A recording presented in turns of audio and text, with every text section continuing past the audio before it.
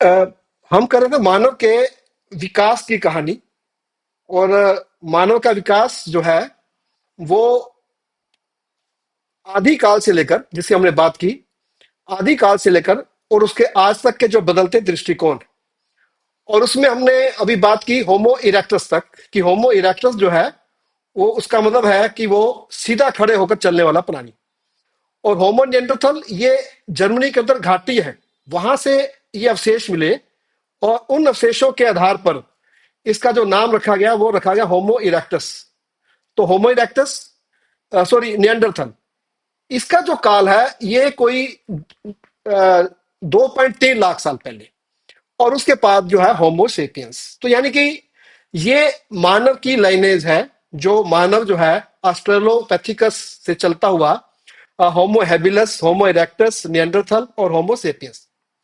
यानी होमोसेपियंस भी जो है वो 1.9.5 लाख साल पहले, यानी लगभग 2 लाख साल पहले। और जिस सभ्यता की हम बात करते हैं, जब से खेती शुरू हुई है, जो फर्स्ट रेवोल्यूशन माना जाता है वो हुई है 12,000 साल पहले। यानी 12,000 साल पहले खेती शुरू हुई है। और 1,95,000 साल पहले से लेकर 12,000 साल पहले तक जो है मानव ने एक समय गुजारा है। इस काल को हम आदि मानव काल बोल रहे हैं, कि मानव का शुरुआती समय है, मानव का ये शुरुआती समय है। अब इसमें आप देखें कि जो मानव का विकास है, ये इस विकास के साथ साथ जो चीजें हैं वो उभर रही हैं, वो है पहले वो झुक कर चल रहा है और धीरे धीरे वो सीधा होता जा रहा है। और होमो हैबिलस के पास हथियार हैं, और उसके बाद इरेक्टस के पास हथियार हैं, हथियार भी चेंज हो रहे हैं और ये चेंज होते जा रहे हैं आगे। और आज के समय में जो हथियार हैं, या जो मानव ने ये जो एआई की सहायता से जो ये सभ्यता बनाई है, ये उन्हीं औजारों का या उसी श्रृंखला का एक परिणाम है। हम इसी को ही देखना चाहते हैं कि किस प्रकार से ये सारा कुछ हुआ। अब दूसरी चीज यहां पर आप देखें कि जो मानव मस्तिष्क है उसकी भी जो बनावट है और उसका जो साइज है वो चेंज होता जा रहा है। इवन नियंडरथल और होमोसेपियंस का जो स्कल का जो साइज है वो 1400 घन सेंटीमीटर, वो सेम है लगभग। और बाकी पहले जो है वो छोटा है। तो यानी कि दिमाग की क्षमता भी लगातार जो है वो बढ़ती जा रही है। तो यानी मानव, हम मानव की बात कर रहे हैं। जब हम बात कर रहे हैं कि मानव और प्रकृति, मानव भी प्रकृति का ही हिस्सा है और प्रकृति जो है हमारे चारों ओर। अब आदि काल से लेकर आज तक अगर हम प्रकृति को देखें, तो हमारे पास ऐसे सोर्स नहीं है कि हम उसको पूरी तरह से देख सकें। लेकिन प्रकृति के अंदर पृथ्वी के ऊपर होने वाली घटनाएं, जंगल, पेड़ पौधे, पशु पक्षी, ज्वार भाटा, समुद्र, ये सारी चीजें। और आकाश में अगर देखें तो वही चांद, तारे और सूर्य, ये प्रकृति का की चीजें हैं। मानव आदि काल से इनको देख रहा है, आदि काल से उनको देख रहा है मानव। और मानव जब आदि काल से उसको देख रहा है तो मानव उसके बारे में अपनी राय बना रहा है आदि काल से। जो जिस धरती पे वो रह रहा है, जिस ब्रह्मांड को वो देख रहा है, जिन पौधों से वो व्यवहार कर रहा है, जिन पक्षियों के साथ, प्राणियों के साथ वो रह रहा है, उसे व्यवहार कर रहा है, मानव उनके साथ उनके प्रति राय बना रहा है, दृष्टिकोण बना रहा है। तो उसका परिणाम क्या है कि जो मानव का जो दिमाग है, मानव के दिमाग में ये चीजें जो हैं ये एक स्थान बनाती जा रही है। मानव के दिमाग में अपना एक राय भी है, उनकी इमेज भी है और उनके बारे में दृष्टिकोण बनाती जा रही है। तो मानव का जो दृष्टिकोण है आदि काल से लेकर आज तक जो है वो बदलता रहा है और आगे भी बदलता रहेगा। कारण क्या है कि मानव का अपने आसपास की दुनिया को देखने के जो तरीके हैं, जो उसके साधन हैं, वो लगातार क्या होते जा रहे हैं, बदलते जा रहे हैं। तरीके और साधन लगातार बदलते जा रहे हैं। अब जिसका क्या परिणाम हो रहा है, उसका परिणाम है कि मानव की जो के दिमाग में जो सूचनाएं हैं वो तेजी से बदलती जा रही हैं, तेजी से बढ़ती जा रही हैं। और एक कोई ज्वाइन करने आ रहा है।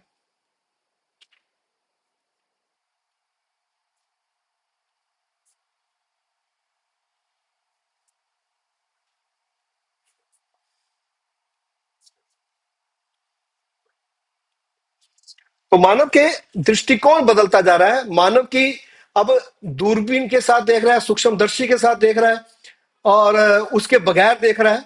तरीके बदलते जा रहे हैं। और ये सारी जो हमने ये इनकी जो एज निकाली है, ये हमने 1950 के दशक में एक कार्बन 14 डेटिंग प्रणाली निकाली थी। उस कार्बन 14 डेटिंग प्रणाली के अनुसार जो हमारे को अवशेष मिले हैं, जो हड्डियों के, उसके आधार पर हमने ये इनकी डेट निकाली है। और जहां पे जो अवशेष मिला, हमने उसी से उसका नाम रखा है। जैसे हमें सबसे पुराना जो अवशेष है वो साउथ अफ्रीका से मिला है, तो हमने उसका उसी प्रकार नाम रखा है। तो ये अवशेषों के आधार पर जो नई नई तरीके हम ढूंढ रहे हैं, नए नए साधन हमारे पास हैं, उससे हम इन चीजों का अंदाजा लगा रहे हैं। तो हम यात्रा करते करते हम आज एआई की दुनिया में हैं। अंतरिक्ष में हम जा रहे हैं, हम अंतरिक्ष यात्री हैं। और किस प्रकार की हमने दुनिया या धरती बनाई है, ये सारा कुछ जो है हमने अपने दिमाग के सहायता से बनाई है, स्किल से बनाई है। अब जो मानव का जो परिभाषिक लक्षण है, जिसकी हम पहले वो बात की थी, हम दोबारा कर रहे हैं। उसके अंदर क्या है कि मानव का जो दिमाग है, मस्तिष्क है, वो बड़ा है और जटिल है। दो चीजें इसके अंदर इंपॉर्टेंट है। मतलब इसके अंदर आप देखें तो कई प्रकार की तहें हैं, इस प्रकार से संरचनाएं हैं, इस प्रकार अलग अलग प्रकार की। तो मानव का जो मस्तिष्क है वो बड़ा और जटिल होने की वजह से इसके अंदर जो स्मृति है, यानी यादाश्त, जो याद करने की जो चीजें हैं, वो इसकी बड़ी शानदार है। ये बड़े अच्छे तरीके से इन चीजों को याद कर सकता है। अब उसका क्या परिणाम है कि जो मानव है वो अपने जीवन की अनुभवों को, अपने जीवन के जो डर हैं, अपने जीवन की जो सूचनाएं हैं, वो अपने मस्तिष्क में रख सकता है। उसको याद रखने की उसकी अपनी एक क्षमता है। अब दूसरी जो चीज है, उसकी जो अ, पारिभाषिक लक्षण है, वो क्या है कि मानव का जो है वो एक लंबा समय वो असहाय जीवन जीता है अपने माता पिता के संरक्षण में, पैतृक संरक्षण में। अब वो माता पिता के संरक्षण में रह रहा है मानव, तो उसका क्या परिणाम है कि वो माता पिता से की जो स्किल है, माता पिता की जो भाषा है, उनके संस्कार है, उनके जो रिवाज है, उनसे जो ज्ञान है, वो उसके पास पहुंचता है। ये मानव का ही जो बचपन है वो लंबा और असहाय है। इससे उसको पेते रक्षण की जरूरत पड़ती है। और ये जो है एक समुदाय बनाने की जरूरत महसूस करता है, कि जिसमें जो बच्चे हैं वो समुदाय उनको पाले, और समुदाय में वो रहे, वहां वो सुरक्षित रहे, और इस प्रकार की एक संभावना पैदा करता है। फिर जो है सामने की तरफ की आंखें, फ्रंटल आइज, या सामने देखना, और पास पास आंखें। अब ये जो पास पास आंखें हैं, ये एक आधार देती है मानव को। क्या? जो एक तो नजदीक की चीजों की दूरी, कौन सी चीज नजदीक है, कौन सी चीज दूर है। इसको हमने पिछली बार बताया था कि जैसे हम अपने अंगूठे को आगे रख के एक आंख बंद करके देखें, फिर दूसरी आंख बंद करके देखें, तो हमें जो अंगूठा है वो एक हलता नजर आएगा, कभी इधर कभी इधर। और अगर कोई दूर चीज है, उसका एंगल कम होगा, जो नजदीक चीज है उसका एंगल क्या होगा, ज्यादा होगा, उसका कोण ज्यादा गति दूरी पे बनेगा। तो क्या है कि ये हमारे को आंखें जो है दूरी नापने का, वस्तुओं की दूरी बताने के काम आती है। अब दूरी बताने से क्या है कि हम जो है कई प्रकार की जटिल काम करने में ये हमारी हेल्प करता है। जैसे गेंद को पकड़ना, या सुई में धागा डालना, औजार बनाना, औजारों को का प्रयोग करना, ये आंखों की वजह से है। हमारी आंखें जो हैं इस प्रकार की जो है वो एक प्राकृतिक चीज है, हमारे को मिली है, नेचर से मिली है। उसके बाद जो हम इसका और लक्षण देखें तो दो पैरों पर सीधे होकर चलना। अब दो पैरों पर सीधे होकर चलना ये कई फायदे देता है। एक तो यह है कि एक पोस्चर जो है, ये एक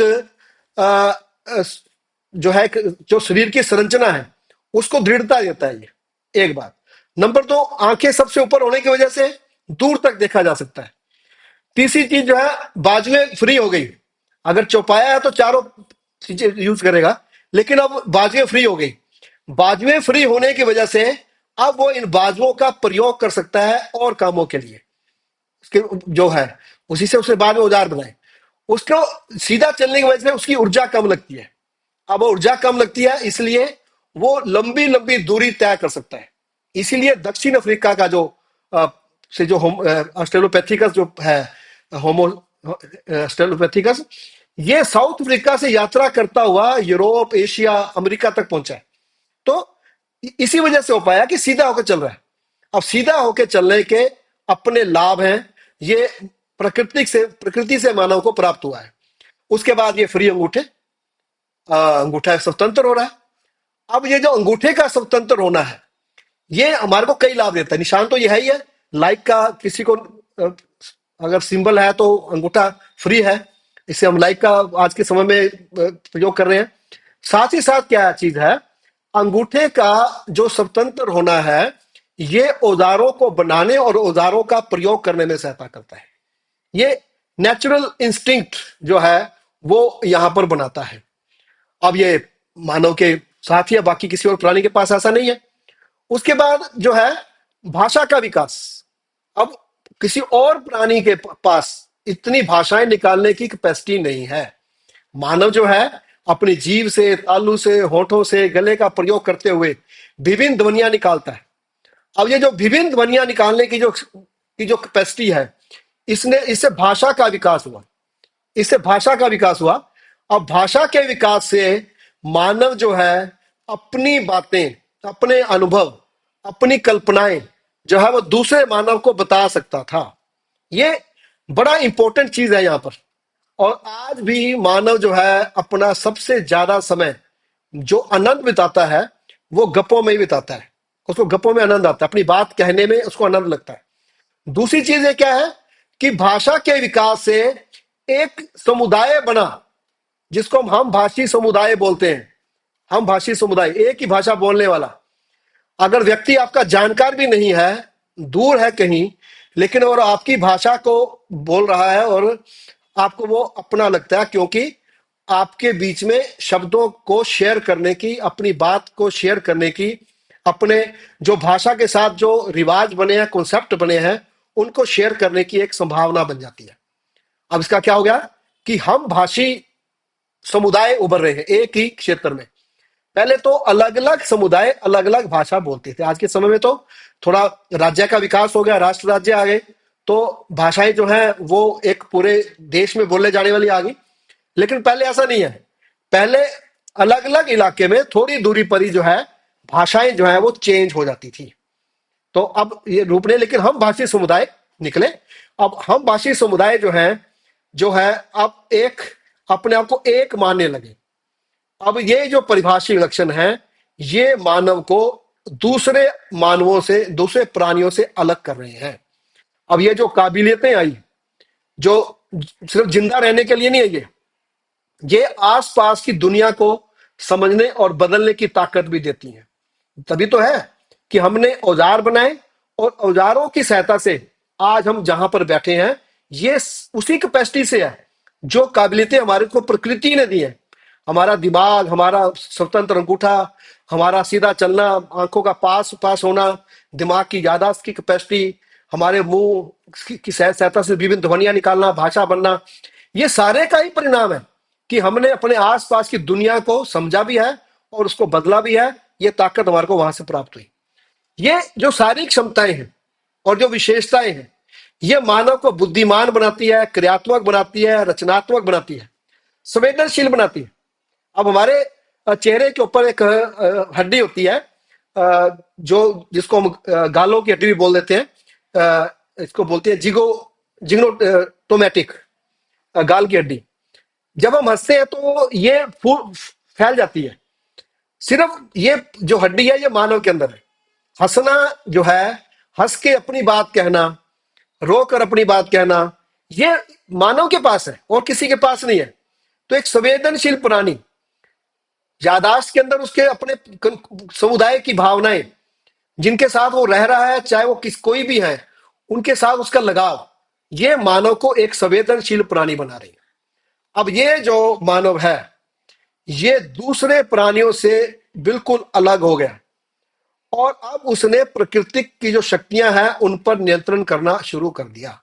ये मानव का जो प्राकृतिक रूप है, जो हमने शुरू में बात की, कि मानव और प्रकृति, प्रकृति ने मानव को जो बनाया, या जो मानव का इवोल्यूशन हुआ, मानव का जो विकास हुआ, जो हमने पहली स्लाइड में देखा था, वो स्लाइड क्या कर रही है, वो जो जो इवोल्यूशन है, वो मानव को लगातार लगातार उसका विकास करता जा रहा है। जैसे होमो हैबिलस जो है वो औजार बना रहा है, औजार बनाने वाला जीव है। अब वो जब औजार बना रहा है तो उसके उस औजारों का प्रयोग करने से उसका दिमाग विकसित हो रहा है। उसका दिमाग जो है औजारों का प्रयोग करने में, औजारों का चुनाव करने में यूज हो रहा है। तभी होमो हैबिलिस की जो कपाल क्षमता है वो 1000 घन सेंटीमीटर है, और होमो सेपियंस की 1400, नियंत्रथल की यही। तो क्या है कि ये जो विकास हो रहा है, ये लगातार क्या है, इन चीजों का प्रयोग करने से हो रहा है। भाषा ने बहुत विकास किया। भाषा ने दिमाग के अंदर जो है चीजों को याद रखने, बातें बताने का जो है वो एक साधन बना। अभी क्या हो रहा है कि मानव जो है, जो अगर हम पिछली स्लाइड को ही देखें, तो जो कुछ समय पहले, यानी कि 40 लाख वर्ष पहले, या हम ये लेके चले 1200 ईसा 1200 ईस्वी पूर्व, यानी जब खेती की से खोज नहीं की थी, तब तक वो एक स्थान, एक साधारण प्राणी है। वो, उसका प्रकृति के ऊपर उतना ही प्रभाव है जितना और प्राणियों का है। उसका प्रकृति के ऊपर उतना ही अपना प्रभाव भी है, और अपना क्या कहते हैं उसका अधिकार भी है जितना और प्राणियों का है।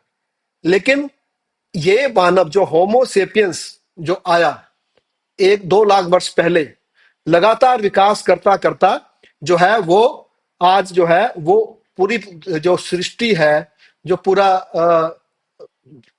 अपना जो पूरा प्राकृतिक शक्तियां हैं, आज उसने उन पर भी नियंत्रण करना शुरू कर दिया। तो यह एक चीज है। अब ये सारा कुछ कैसे हुआ? ये सारा कुछ इस तरह हुआ कि मानव जो है प्राकृतिक रूप से ही एक वैज्ञानिक प्राणी है। वैज्ञानिक प्राणी है। उसके पास वैज्ञानिक पद्धति है, दृष्टिकोण है उसके पास। उसकी जो जो देखने का नजरिया है, उसका जो देखने की चीज है वो वैज्ञानिक है। यहां पर आप एक चीज यहां पर रखें, जो वैज्ञानिक को हम थोड़ा कंफ्यूज ना करें, क्योंकि हमें जैसे ही हम विज्ञान शब्द सुनते हैं तो हमें वही लैब कोट, वो बड़ी बड़ी प्रयोगशालाएं ध्यान में आते हैं। जो आम अवधारणा में यहाँ पे वैज्ञानिक जो है शब्द का मतलब आप सिंपल सा लें, वास्तविकता से, रियलिटी। मानव का जीवन एक वास्तविक जीवन है। वो वास्तविक जीवन जीता है, और वो वास्तविकता के साथ ही व्यवहार करता है। चाहे वो अपने आसपास पशु हैं, पक्षी हैं, चाहे वो मौसम के अंदर परिवर्तन है, चाहे ऊपर वो ऊपर तारों को देख रहा है, सूर्य उदय हो रहा है, अस्त हो रहा है, वो एक रियलिटी है। उस रियलिटी के अंदर ही मानव जो है वो अपने जीवन को जीता है, और उस रियलिटी का ही प्रयोग करता है मानव जो है। अब उसके जो दिमाग की क्षमता है, वो इस रियलिटी को समझती है, और उस रियलिटी को समझ समझकर उनके जो गुण हैं, जो चीजें हैं, वो उनको पहचान कर उसका अपने जीवन के लिए प्रयोग करती है, अपनी सुविधा के लिए प्रयोग करती है। अब जो है यहाँ पे वैज्ञानिक का मतलब जो है, आप ले वास्तविकता, एक रियलिटी। मानव एक वास्तविक जीवन जीता है और वास्तविक चीजों के साथ जीता है।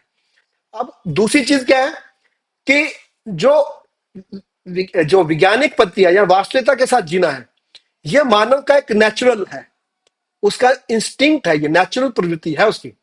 मानव स्वभाव का मूल हिस्सा है कि वो वास्तविकता को पहचानने की कोशिश करता रहता है।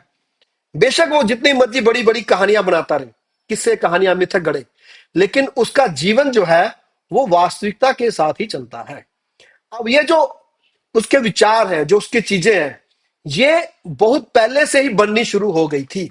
जब वो होमो सेपियंस बना, और उससे पहले होमो हैबिलिस के समय में, और यहां तक कि जो विद्वान कहते हैं जो नियंडरथल आदमी था, वो पुरुष प्रधान प्राणी था। यानी जो पुरुष प्रधान समाज है, उसकी स्थापना नियंडरथल के समय में शुरू हो गई थी, 2.3 लाख साल पहले। और उसके बाद होमो सेपियंस के बाद जो है वो तेजी से आगे बढ़ी है। तो जो उस समय से स्ट्रक्चर बनने शुरू हुए समाज के अंदर, जो होमो हैबिलस के समय में औजार बनने शुरू हुए, नियंडरथल के समय में परिवार का स्ट्रक्चर बनना शुरू हुआ, होमो सेपियंस ने जो है उसको आगे बढ़ाया, और 1200 साल 1000 साल पहले जो है वो खेती होनी शुरू हुई। ये सारा किसका परिणाम है? वास्तविकता के साथ चलना, वास्तविकता के साथ रहना। अब मानव जो है वैज्ञानिक पद्धति का प्रयोग, मैंने बताया कि हमेशा से करता है, हमेशा से। यानी कि जैसे हम मातृभाषा प्रयोग करते हैं, स्वाभाविक ढंग से बोलते हैं, हम अपनी मातृभाषा सीखने के लिए हमारे को कोई अ, अ, व्याकरण की, समास की जरूरत नहीं है, मुहावरों अलंकार का हमें कोई पहचान की जरूरत नहीं है। हम उनका प्रयोग करते हैं, हमें पता भी नहीं होता कि यह अलंकार है या मुहावरे हैं या यह व्याकरण है, या कौन सी चीज है। हम उसका स्वाभाविक ढंग से प्रयोग करते हैं। मानव भी वैज्ञानिक पद्धति का प्रयोग जो है वो स्वाभाविक ढंग से करता है, नेचुरल करता है। अब अब वो किस प्रकार से है? देखो, जैसे पहली जो चीज है, जो इंसान की प्राकृतिक स्थिति है, जो मानव की जो प्राकृतिक स्थिति है, उसे स्वाभाविक रूप से जिज्ञासु बनाती है। वो जिज्ञासु प्राणी है, एक मतलब उसके अंदर जिज्ञासा रहती है अपने आसपास को जानने की। अब ये जो जिज्ञासा है उसके अंदर स्वाभाविक है, नेचुरल है। अब इसके अंदर उसका कोई वो नहीं है, उसकी जो जो शारीरिक रचना है, उसकी जो बनावट जो उसको प्रकृति ने दी है, अब वो उसके साथ है। जो अब जैसे अ, अगर हम इसको शुरुआत करें, हम जिज्ञासु प्रणाली प्राणी है उसको समझने की जरूरत करें, तो नवजात शिशु से हम शुरू करते हैं। वैसे जो नवजात शिशु की अवस्था है, जो आज के समय में, अगर हम इसको स्थान काल की बात करें, जो आज के समय में जो बच्चा पैदा होगा आज के स्थान काल में, उसको उसके पास जो आसपास जो चीजें हैं, उसके पास जो है वो अलग है प्राचीन काल के जो नवजात शिशु है। लेकिन चाहे वो किसी भी समय का शिशु है, नवजात शिशु है, किसी भी समय का है, किसी भी काल का होमोसेपियंस है, वो सारा कुछ अपने आसपास जो है वो अपनी ज्ञान इंद्रियों का प्रयोग करना शुरू करता है।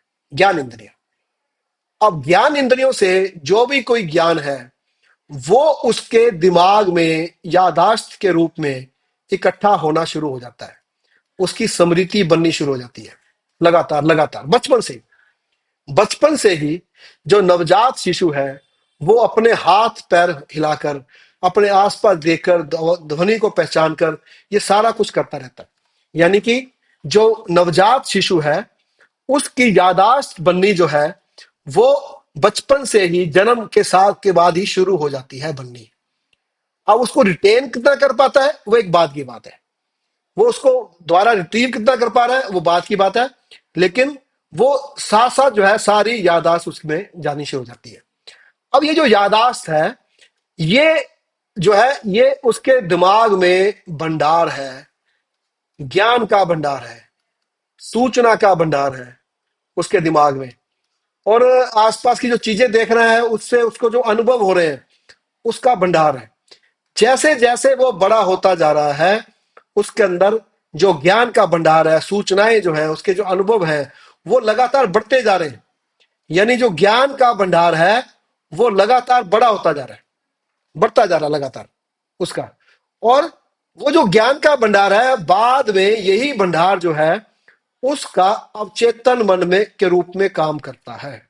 अवचेतन मन, उसके दिमाग में जो चीजें हैं, जो भंडार के रूप में, यादाश्त के रूप में जो गई हुई है, उसके डर के रूप में जो उसके दिमाग में गई हुई है, सारी की सारी चीजें उसके दिमाग में बैठी हुई हैं, कहीं गहरे में, कहीं ऊपर।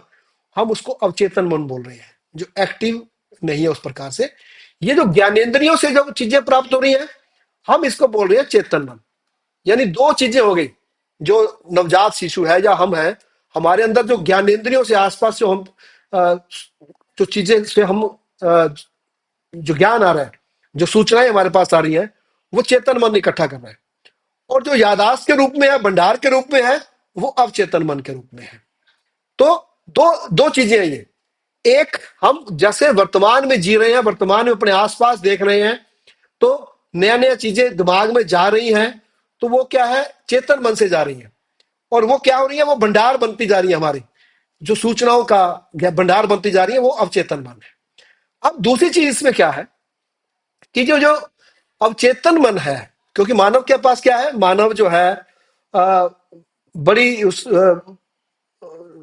पास जो चीजें हैं उसमें क्या कर रहा है कि वो अ, भाषा द्वारा अपनी चीजें जो है वो शेयर कर रहा है एक व्यक्ति से दूसरे व्यक्ति के पास अपनी बातें। वो क्या कर रहा है कि अ, जो नवजात शिशु है, अब उसको पेट रक्षण लंबा है उसका, वो असहाय है, उसको परिवार में रहना है, तो परिवार का जो बड़ा व्यक्ति है उसके जो चेतना है वो उसके के पास जा रही है, उसकी भाषा उसके पास जा रही है, उसके रिवाज उसके पास जा रहे हैं। ये जो व्यक्ति है ये एक सामूहिक चेतना का निर्माण करते हैं। यानी जो समाज है, यहां पर इसको थोड़ा सा ऐसे देखो, जो समाज है ये सामूहिक चेतना बनाता है, सामूहिक चेतना बनाता है। भाषा सामूहिक चेतना में है, हमारे रिवाज सामूहिक चेतना में है, हमारे जो वस्तुओं के हमने नाम रखे हुए हैं ये सामूहिक चेतना है। हम कोई इशारा करते हैं, ज्ञान है, वो सामूहिक चेतना का हिस्सा है। ये जो सामूहिक चेतना है ये आदि काल से बन रही है, आदि काल से।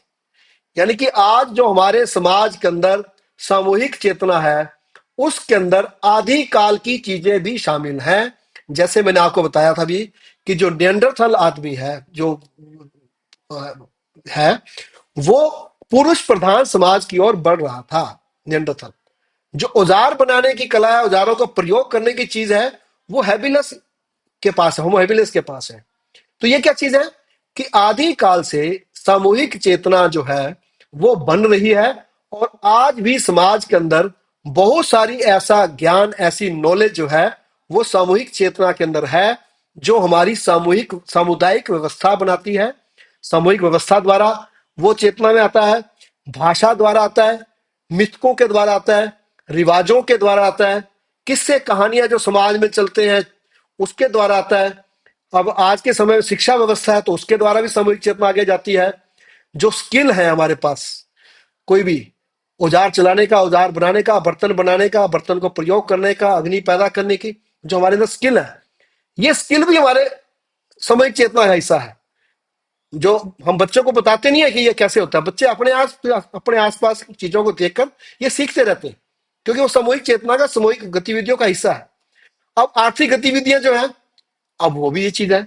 यानी कि ये सामूहिक चेतना जो है ये आदि काल से बन रही है, और ये इन तरीकों से, इसके अलावा और भी तरीके हो सकते हैं, उन तरीकों द्वारा ये समाज में संयोजित रहती है, ये रहती है। हमारे बहुत सारे रिवाज ऐसे हैं जो बहुत पहले बने हुए हैं, हजारों साल पहले बने हुए हैं, लेकिन आज भी चल रहे हैं। हमारी भाषा के अंदर बहुत सारे शब्द ऐसे हैं जो बहुत प्राचीन काल में बने हैं। हमारी सामुदायिक व्यवस्था बहुत प्राचीन काल में बनी है, आज भी चल रही है। तो क्या है कि ये सामूहिक चेतना है। अब ये जो हमने बात की थी नवजात शिशु की, ये नवजात शिशु जो है अपनी ज्ञानेंद्रियों से तो ज्ञान ले रहा है, उसमें यादाश्त में जा रहा है। अब वो सामूहिक चेतना से भी ज्ञान ले रहा है। जो आसपास समाज है वो उसको सिखाता है, जिस सामुदायिक व्यवस्था में वो रह रहा है, जहां पे उसका जन्म हुआ है नवजात शिशु का, वो वहां के भाषा, वहां के मिथक, वहां के रिवाज, वहां के किस्से कहानियां, वहां की व्यवस्था, वहां के जो स्किल हैं, वहां के जो आर्थिक व्यवस्थाएं हैं, उन सबको सीखता है वो बच्चा। और वो बाद में उसमें कुछ चीजें ऐड भी कर सकता है, और या उनके सहारे ही जी सकता है। तो ये सामूहिक चेतना और ज्ञान इंद्रियों द्वारा नवजात शिशु जो है वो अपना ज्ञान जो है वो बढ़ाता है, और समाज का जो है वो मेंबर बनता है। और उसके बाद जो है वो अ, जो चीजें आसपास है उन्हीं के साथ वो रहना सीख लेता है। और यहीं पर ये जो चीजें जो विकसित हुई हैं वो भी उनको वास्तविक मान लेता है कि ये रियलिटी है। जो मिथक है, रिवाज है, किस्से कहानियां हैं, जो सामूहिक व्यवस्था है, जो आसपास जो और भी गतिविधियां चल रही हैं, वो उनको रियलिटी मानकर चलता है, और रियलिटी मानकर चलता है, और उनको ही अपना मानता है, क्योंकि वो इनके ऊपर जो उसको अपने सामूहिक चेतना से जो उसको चीजें प्राप्त होती हैं उनके ऊपर वो प्रश्न पैदा नहीं करता, उसके ऊपर प्रश्न नहीं उठाता है। वो उसके जिज्ञासा से बाहर हो जाते हैं। ये प्रश्न जो है, जो चीजें आती हैं उसकी जिज्ञासा से बाहर हो जाते हैं। यहां पर जो इंसान है, मानव जो है, वो थोड़ा रूढ़िवादी हो जाता है। यही पे एक बात है कि जब हम बात करते हैं रूढ़िवाद से बचना है, तो हमें जो चीजें हमारे को सामूहिक चेतना से प्राप्त हो रही हैं, हमारे को उनके ऊपर प्रश्न पैदा करना चाहिए, प्रश्न उठाने चाहिए। और उसको जो ज्ञान है, जो आज का जो ज्ञान है, आदिकाल का ज्ञान नहीं, जो आज का ज्ञान है, उस ज्ञान की कसौटी पे हमें उसको देखना चाहिए, जिससे जो है मानव जो है वास्तविक जीवन जी सके अपना। उसका वास्तविक जीवन क्या है? उसका वास्तविक जीवन है जिज्ञासु एक जीवन जीना, अपने आसपास की चीजों को पहचानना और उसको अपने दिमाग का हिस्सा बनाना, उन जो आसपास की जो चीजें हैं उनसे अपने जीवन को सुखी बनाना, सुख प्राप्त करना उन चीजों से। तो मानव का मेन काम तो वो है, मानव वो काम करता है। लेकिन कुछ मानव जो हैं वो वास्तविक जीवन की ओर बढ़ते हैं, बाकी जो मानव हैं वो सामूहिक चेतना के द्वारा जो चीजें प्राप्त हैं उन्हीं के साथ वो अपना जीवन व्यतीत करते हैं। और जो वास्तविक जीवन जी रहे हैं, जो वास्तविकता को पहचानने की कोशिश करते हैं, वो समाज को आगे बढ़ाने में भूमिका अदा करते हैं। वही चीजों की खोज करते हैं, वही आविष्कार करते हैं जो आगे बढ़ने की कोशिश, जो वास्तविकता की ओर चलते हैं, जो इनके ऊपर प्रश्न पैदा करते हैं, वो जो है वो आगे बढ़ने के लिए चीजें पैदा करते हैं, जिससे अगली जनरेशन को जो है वो चीजें प्राप्त होती हैं। तो ये जो आज मैंने आपको बताया, ये है वैज्ञानिक दृष्टिकोण का, जो मानव का जो एक प्राकृतिक स्थिति है, जो मानव को जो है एक नेचर से जो चीजें प्राप्त हुई हैं, उन नेचर से प्राप्त चीजों को जो है मानव जो है वो किस प्रकार से जो प्राकृतिक स्थिति है उसको जो है वो अपना नियंत्रण में लाता है, प्रकृति को जो है वो मालिक बन जाता है। जो पहले फूड चेन के बीच में है, अब वो फूड चेन के सबसे ऊपर पहुंच जाता है। और अब तो वो पृथ्वी पर घूमता घूमता जो है अब वो अंतरिक्ष में भी घूमना उसने शुरू कर दिया है। तो इसके साथ जो है आपका बहुत बहुत धन्यवाद, आपने मेरी बात को सुना। और अब हम अपना जो है सेशन जो है उनका दूसरी तरफ करते हैं। जो साथी अपनी बात रखना चाहे यहाँ पर, वो उसका स्वागत है।